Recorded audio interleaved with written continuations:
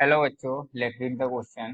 Electric field strength depend only on x and y coordinates according to the law E is equal to A x I cap plus y j cap upon x square plus y square, where A is a constant and I and j is the unit vector of x and y axis.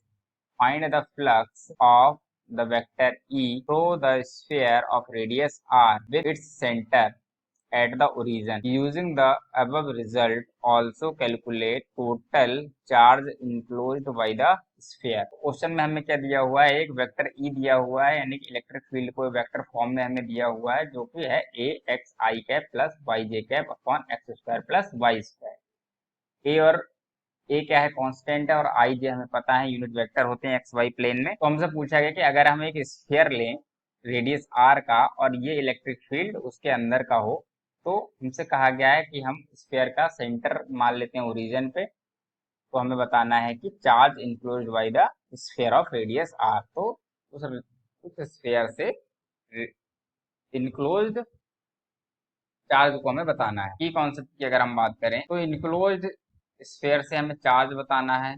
Charge से sphere से कितना charge enclosed है, तो वो किसमें हमने सुना है, गॉस थ्योरम में। तो हमारा की कॉन्सेप्ट हो जाएगा गॉस थ्योरम से। गॉस थ्योरम क्या होती है, पाई इज इक्वल टू होता है Q enclose upon epsilon not. और फाई का फॉर्मूला हमें एक और पता होता है, जिसको हम बोलते हैं d phi is equal to, हम अगर निकालते हैं तो होता है vector E dot d s, vector d s. तो ये होता है हमारा पाई का एक अदर फॉर्मूला।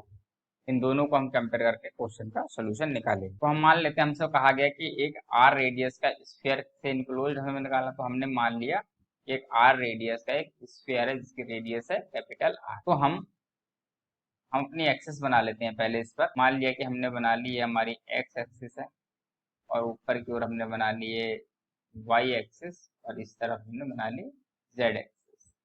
हमने मान लिया कि किसी यहाँ पर हमने कोई एक सरफेस एरिया ले लिया, छोटा सा सरफेस एरिया डी एस। तो ये हमने डी एस ले लिया। डी एस वेक्टर क्या हो जाएगा, ये हो जाएगा आउटवर्ड डायरेक्शन में परपेंडिकुलर सरफेस के बाहर की तरफ। अगर हम इसके coordinate x comma y comma z मान लेते हैं, तो इसका रेडियस वेक्टर लिख सकते हैं, मतलब इसका हम पोजीशन वेक्टर लिख सकते हैं। ये हमारा ओरिजिन है, 0,0,0 हमें लेना है, तो हम इसको लिख सकते हैं, यानी कि डी एस वेक्टर की वैल्यू हम निकालते हैं डी एस वेक्टर। तो डीएस वेक्टर को अगर हम निकालें तो हम क्या लिखेंगे, डीएस का mod into n cap. N cap क्या है, जो सरफेस एरिया वेक्टर की डायरेक्शन में एन कैप, यानी कि उसका यूनिट वेक्टर। ओके, तो यूनिट वेक्टर को अगर हम निकालना चाहें तो हम ऐसे भी निकाल सकते हैं। एन कैप की डायरेक्शन वही होगी जो इस ओ और इस पॉइंट, यानी कि अगर हम इसे पी मान ले, तो ओपी वेक्टर का यूनिट वेक्टर की डायरेक्शन होगी, सेम होगी। तो यूनिट वेक्टर की डायरेक्शन सेम होगी, तो यूनिट वेक्टर भी सेम ही होगा। तो अगर इससे कोऑर्डिनेट हमने x comma y comma z माने हैं, तो हम इसे लिख सकते हैं n cap is equal to vector n upon n का मॉड।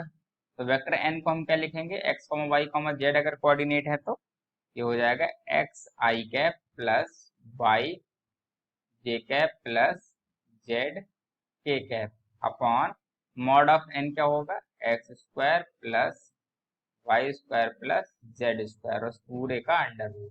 ये होता है mod of x, mod of n. तो ये हमारा यूनिट वेक्टर का फॉर्मूला आ गया। अब अगर हम देखें कि इसकी वैल्यू क्या है, x square plus y square plus z square, इस पूरे का अंडर रूट, ये क्या रिप्रेजेंट कर रहा है, ये रेडियस आर को रिप्रेजेंट कर रहा है, क्योंकि ये क्या है, एन का मॉड है, यानी कि ओ पी का मॉड। तो ओ पी क्या रिप्रेजेंट कर रही है, रेडियस आर ही तो है, तो ये आर का फॉर्मूला होगा। तो ये हम अगर हम यहाँ पर रिप्लेस कर दें, तो एन कैप हमें मिल जाएगा x i cap plus y j cap plus z k cap upon are. तो ये हमें मिल गया, इसको हमें याद रखना है, ये हमें आगे यूज में आने वाला है। तो चलिए इसको छोड़ के हम डीएस वेक्टर ही लिख लेते हैं सीधे सीधे, क्योंकि हमें डीएस की ही जरूरत है। तो d s vector is equal to क्या हो जाएगा, डीएस का मॉड इंटू एन कैप, यानी कि एन कैप की वैल्यू हम निकाल चुके हैं, x i cap Y j cap plus z k cap upon are. इसको हम लिख लेते हैं इक्वेशन में, तो इसको हमें रिमेम्बर रखना है, याद रखना है, आगे हम इसको यूज करके सॉल्व करेंगे। अब हमें क्वेश्चन में गिवन क्या है उससे देखते हैं। गिवन हमें वेक्टर ई का formula E is equal to a x i cap plus y j cap upon x square plus y square. तो हमें जो गिवन है वो हम लिख लेते हैं। वेक्टर ई हमें दिया है A x i cap plus y j cap upon x square plus y square, ये हमें गिवन है।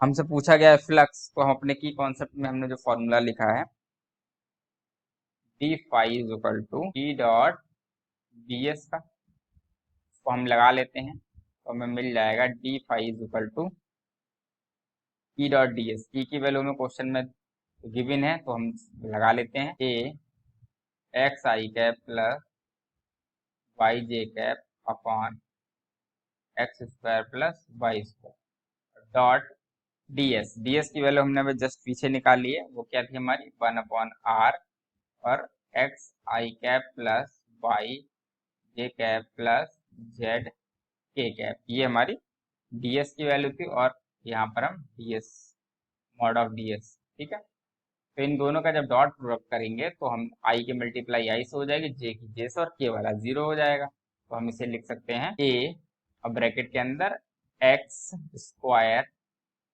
प्लस वाई स्क्वायर, के वाला टर्म 0 हो जाएगा, अपॉन में बचा x square plus y square जो यहाँ पर है, और इधर आर भी अपॉन में है, और ऊपर बचा हमारा d x square plus y square से x square plus y square cancel हो जाएगा, तो हमारे पास बचेगा A d s upon r. ये हमारा किसकी वैल्यू आई है, डी फाई। तो हमें फ्लक्स की वैल्यू मिल गई डी फाई के फॉर्म में। और हमें क्या करना है, जस्ट इसका इंटीग्रेशन कर देना, क्योंकि ये हमें डीएस एलिमेंट की वजह से मिला है, तो इसका हम इंटीग्रेशन करेंगे। Now integration of d phi is equal to a upon R, हमारा कांस्टेंट है, बाहर आ जाएगा, और इधर डी एस, तो डी फाई मतलब ये फाई हो जाएगा, और d s a upon R हमने लिख लिया, और डी एस यानी कि जो जो हमने स्फीयर माना था आर रेडियस का, उसका surface area D S. Integration total surface area मतलब, तो टोटल सरफेस एरिया क्या होता है 4 पाई आर स्क्वायर, तो हम लिख लेंगे 4 पाई आर स्क्वायर। अगर हम लिखें इसे pi is equal to R square, से एक आर की पावर कैंसिल हो जाएगी, तो हमें बचेगा क्या 4 पाई ए बचा है और आर। तो हमें इलेक्ट्रिक जो फ्लक्स है उसकी वैल्यू क्या मिल गई, phi is equal to 4 pi a R. एक आंसर तो हमें मिल गया। अगला हमसे पूछा गया है कि फ्लक्स बताना, तो हम क्या करेंगे फ्रॉम गॉस लॉ। तो गॉस लॉ से हमें क्या पता है, Q enclosed upon epsilon naught is equal to क्या होता है, फाई होता है। फाई की वैल्यू हम निकाल चुके हैं, जो कि कितनी आई है 4 पाई ए आर। तो हम लिखेंगे Q enclosed equal to 4 pi a R और इनटू में एप्सिलॉन नॉट, तो हमें क्यू इनक्लोज्ड की वैल्यू भी यहाँ पर मिल गई। I hope you understood very well, thank you.